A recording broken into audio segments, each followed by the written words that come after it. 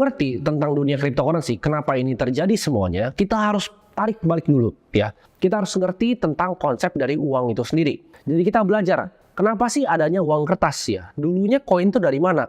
Jadi kalau kita mulai ke permulaan di awal, ada sistem yang namanya barter, di mana kita tukeran ya. Lu punya misalnya 10 apel, gua punya satu ikan yang gede, kita tukeran. Lu kasih gua 10 apel, gua kasih satu ikan. Tapi cepat atau lambat, manusia itu sadar bahwa ini nggak bisa nih dilakukan barter gini. Karena gini, kalau kalian punya 10 apel, tuker satu ikan, mungkin ada yang mau. Tapi kalau kalian punyanya apel, mau tuker sama satu rumah, mau berapa ratus, berapa ribu apel yang kalian tukar untuk rumah ini, ya kan? Jadi di situ nggak cengli. Dan problemnya dengan misalnya buat yang punya apel atau punya ikan, kalau ditukar sama rumah, mungkin proses transaksinya lama, dan begitu udah transaksi nih apel sama rumah, apelnya udah basi. Uang itu kan adalah transfer antara value. Transfer antara value. Barter kalian punya apa? Transfer value. Manusia itu ras yang pintar dan sangat cepat beradaptasi. Jadi kalau metode transfer value-nya ini lebih jelek dibanding yang baru, dia cepat untuk pindah. Habis dari pertama kali barter, kita coba untuk pakai kerang gitu. Tapi teknologi makin tinggi, kita makin banyak explore di laut, ternyata kerang itu banyak gitu kan.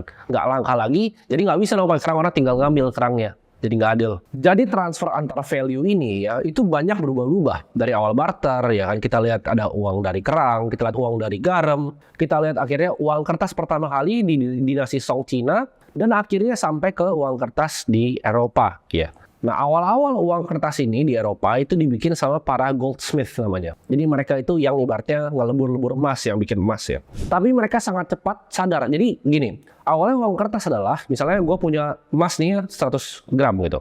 Gue kasih lu kertas bukti bahwa lu punya emas di gua nih. Gue pegangin emasnya, lu ambil kertasnya bahwa lu punya emas ini. Jadi awalnya itu adalah kontrak untuk emas. Tapi seiring berjalannya waktu manusia kan serakah. Nah orang-orang para yang bikin emasnya ini mikir, kalau gue bohongin dia gimana ya? Jadi gue bilang aja ini kontrak emas 100 gram kan kertas doang, emasnya nggak usah ada.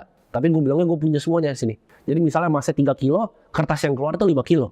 Terjadilah yang namanya inflasi. Ya. Jadi nilai kertasnya ini akhirnya lama-lama turun karena emasnya tuh nggak beneran ada. Nah uang kertas ini dari zaman tadi ya Eropa tahun 1600 sampai ke 1971 itu selalu diacukan kepada emas. Dimana kalau ada uang kertasnya ada emasnya. Sampai 1971 Presiden Nixon itu pecahin ya namanya the gold standard. Dimana uang kertas berbentuk fiat itu udah nggak ada lagi nih emas di belakangnya. Nah ini celakanya. Jadi kalau kalian tanya sekarang uang kertas itu basisnya apa?